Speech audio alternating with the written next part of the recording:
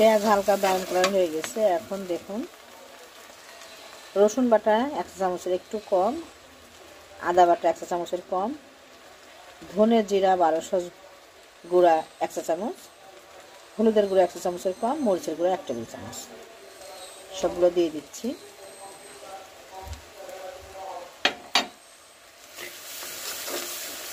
একটু পানি দিয়ে দেব। মশলাটা কষাবো।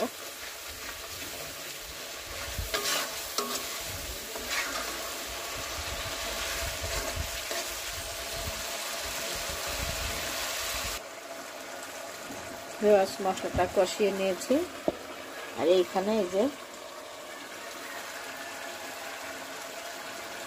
কালকের ওই টাকি মাছ কিছুটা রেখে দিয়েছিলাম, লাউ দিয়ে রান্না করব, তাই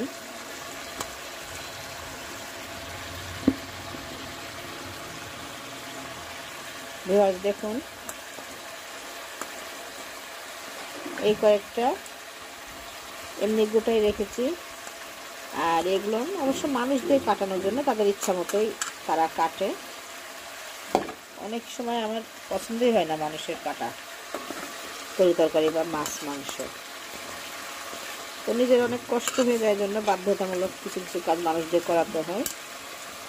আর এগুলো হচ্ছে শুধু মাথা, দেখতে পাচ্ছেন। আর এই কয়েকটা গোটা রেখেছি, সবগুলো দিয়ে লাউ রান্না করব।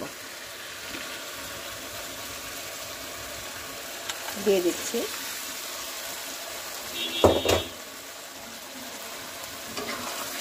মাছগুলো দিয়ে কষাবো,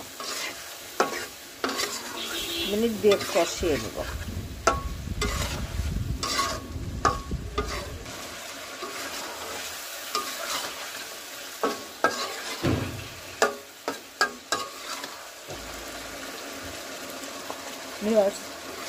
মাছ কষানো হয়ে গেছে।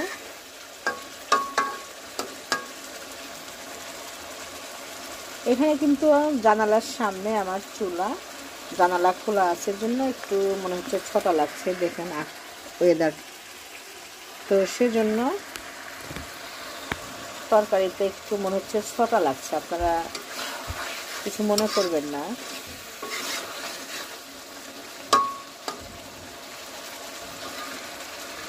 এখন লাউ দিয়ে দিব।